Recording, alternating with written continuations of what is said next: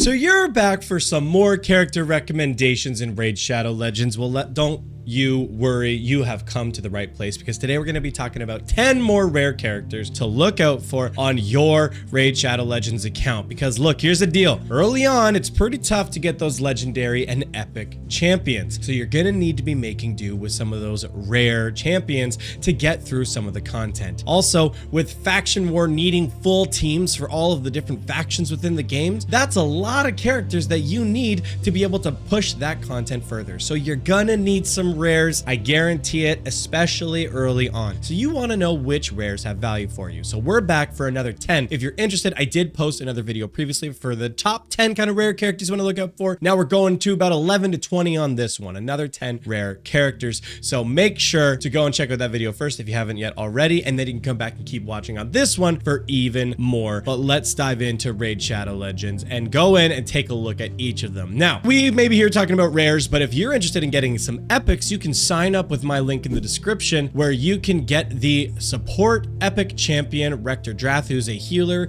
both for PvE and PvP based content with a continuous heal and a res built into her kit. And also, if you push the content and get up to level 15, you'll actually also get the epic support Hugo, who's also a debuffer, who's got, as you can see here, decreased defense, blocking buffs, heal reduction, all built into their kit too. Good support to have as well. If you sign up with my link, you're going to get an XP barrel, 300,000 silver, and some potions to get your account started off to level them up just that much faster. So make sure to sign up with my link in the description. But moving on, we're not here to talk about epics at the moment. We're here to talk about some rares. The way I want to go through this is in no particular order. I'm not going through this trying to, justify the kind of the order of the 11 to 20. This is in no particular order, because once you start getting this far down on the rare list, you're falling into more niche categories of the character. You're falling into like very particular roles. You're not going to get as many universal characters for your account. Like, for example, for our legendary character Alice is useful in so many different game modes, whether it be dungeons, clan bosses, PvP. She's got a lot of application there. You're not going to get the full same thing with a lot of rare characters. Most of them are going to be a little more niche. So that's just what we're going to mention and kind of point out some of the key applications of their kit that's going to be helpful or more useful for you. So let's take a look. Now, first faction we're going to take a look at, and we're going to take a look at a champion that kind of gets floated around a little bit, but I want to make sure that you are just paying attention to, is the support Valerie. Now, why are we talking about Valerie? It's beautiful. Now, Valerie's on this list for a very particular reason, because of this ability right here, Energizing Presence, increases the duration of all buffs on allies by 1 turn. So she can be a great assisting buffer, where if you've got like another healer like Demetha, who is, an epic healer, of course, but she's got a continuous heal, she's got an immunity on her kit, where she's going to negate that damage. You can get this unit like Valerie, who's going to increase that buff duration. Or if you're talking about increased attack buffs, like she's got on her kit as well, or if you have another unit that's going to add an increased attack buff or an increased speed buff, Valerie's going to be able to go in there and increase the duration of that, giving you a whole extra rotation or a whole extra turn with those buffs active. And then hopefully you get back, your cooldowns are done on the other units, you get the buffs reapplied. So it just helps with that uptime and that sustain. So if your roster is a little bit limited, she is going to be definitely get some good application there. And in terms of like Faction War, she's definitely going to be a huge help in terms of sustaining, because she also does have a shield into her kit too,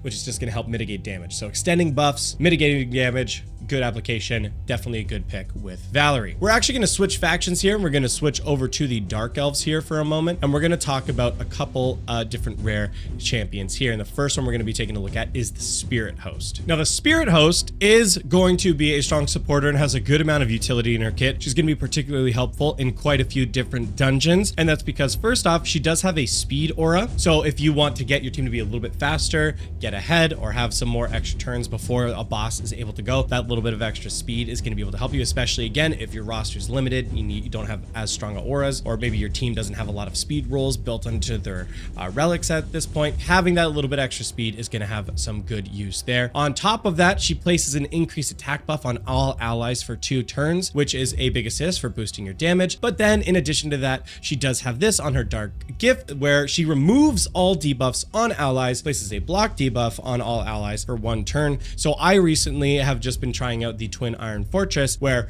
I need to be able to get that like debuff removed on the characters. This might actually be a good unit for me to look at investing into. I just finally got her, to be honest, just luckily in a roll. So I might look at building her to be able to assist me in that mode there. But definitely another unit worth paying attention to if you're looking to fill out your teams a little bit more too. Definitely got some good assist functionality there when it comes to faction war as well. Now, the next unit we're going to be looking at might be a little bit trickier. You might not have it on your account because it is a void unit, but that is Paragon. Now, why is Paragon useful? That is because this skill right here, he places an unkillable buff and a 25% increase attack buff on a target ally for 2 turns. If you notice in a skill cooldown skills here, if you get the skill books, you can actually reduce his cooldown by 2 turns. So you know what that means? If he's casting this on himself, he's effectively keeping a 100% uptime on his unkillable buff. So now he's not going to be the fastest unit, but this is a unit that you can use for farming. It's going to give you a great advantage on stages like with the spider, where you're getting, they're stacking all of those poison buffs or you're taking all of those hits. He's got a great application for both of those stages. So he's definitely one to look out for. But just to be clear, he's not going to be as helpful on some of the other dungeons, but spider, he absolutely excels in. So definitely another unit worth keeping an eye out for. Next, we're going to be popping out of the Dark Elves. It's a couple units there. We're going to be switching over to the Orcs. Now, if the content today has you interested in trying Raid Shadow Legends, you can sign up with my link in the description or in the pinned comment to this video to get the free Epic Champion Zargala for free. After reaching level 15, you will get the Epic Champion Yugo, a great cleanser and debuff supporter. From March 5th to March 31st, you can use the code Supreme6 to get another legendary champion, Supreme Gallic, on any new raid account. In addition, you'll get 300,000 silver, potions for leveling, and an XP barrel that will max your character's level, all for free. So just make sure to check out my link in the description. Ironclad, this little steely boy. Now, Ironclad doesn't,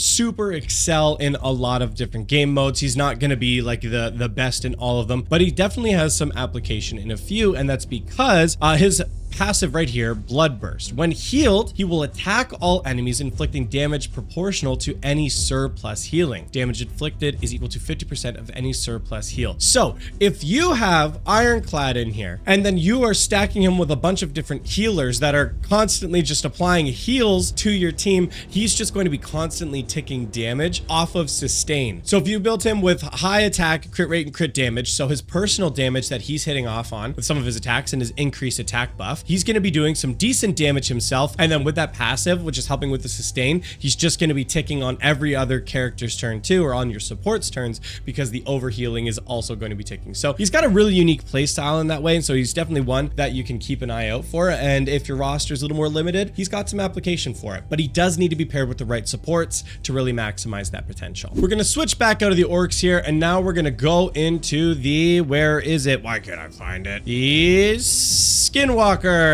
Found it. Sometimes it's hard to navigate these menus. Okay, just like chill. Stop yelling at me. Stop it. We're going to be taking a look at Greybeard here. Greybeard is another character that is definitely not going to excel in all game modes. That's definitely for sure. But he definitely still has a place. So for example, he's got a pretty universal application within the various dungeons in Raid Shadow Legends, but at least in some of the other key areas like clan bosses or in the Sand Devil or the Shogun Grove, he does not have a lot of application for it. The reason for this is Greybeard can be a really solid tanker for your team just with the way that his kit is designed. So on his Ice Crush, he can attack all enemies and has a 25% chance of placing a freeze debuff on them for 1 turn, which is super helpful. He also has the ability to place a shield on himself for 2 turns and also places a counterattack on top of him. And then to pair along with the counterattack, he has a provoke on his basic attack so he can kind of continue to tank that damage. So if you are lacking and kind of having a tank and you're finding your supports or your DPSs are being torn down a little bit too quickly, this is definitely a unit to maybe take a look at and see if maybe that's going to help you with a little bit of sustain on your team. Now, the next unit we're going to be taking a look at is Gnarlhorn, who looks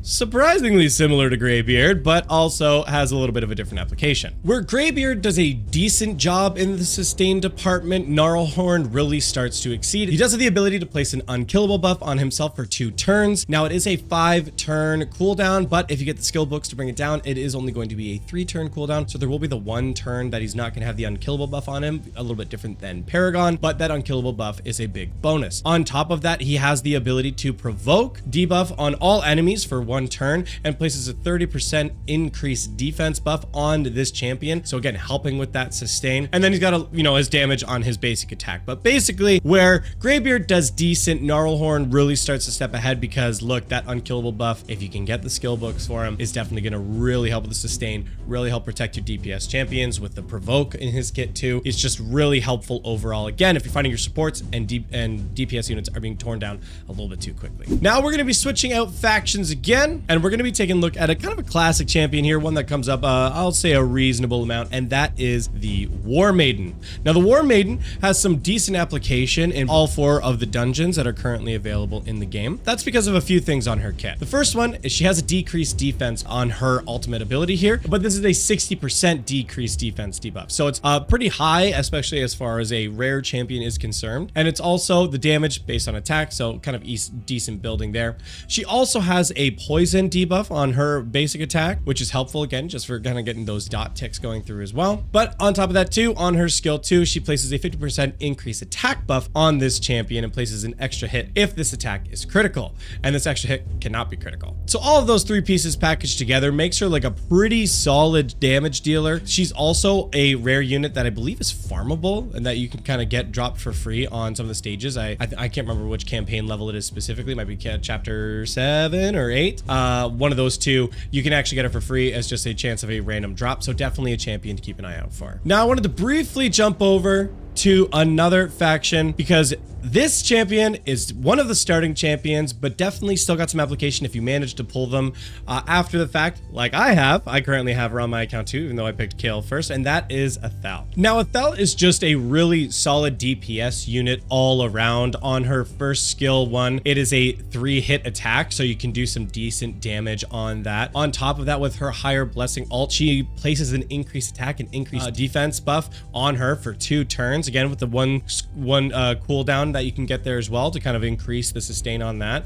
Pairing her with another unit like Valerie, who can then extend the buff duration, can keep it up a little bit longer. But in addition to that, she also gains an extra turn, so she can apply that buff and then she can go in and use her skill for the 3-hit combo, just doing some really solid damage overall. So just giving her good application there. If you feel like you're doing well for sustains and your defense units, or you got like your tanks in there, the Athel is definitely going to be a solid DPS unit that you can use. Again, I'll just reiterate for all the champions that we've already covered so far, all of them have really good application in faction war. So even if they're not going to be on your main team for going through the various dungeons or Doom Tower or a clan boss, they're still going to have application in the faction war, and that's why they're still worth keeping an eye out for. But we've got one more champion that we're going to take a quick look at here, and we're going to be switching factions again over to the Undead Hordes. That is Doomscreech. Doomscreech is going to be another unit that's going to help with the sustain of your team overall, and that's simply because they have the ability to fill the turn meter of all allies by 30%, and they can place an increased defense buff on allies for 2 turns. So you're helping your allies move a little bit faster, increasing the defense of all allies. On his ultimate here is skill 3. He attacks all enemies and places a shield buff equal to 30% of the max HP on this champion for 2 turns, and then the damage increases according to the champion's current HP, so really stacking that HP. And then on his skill 1,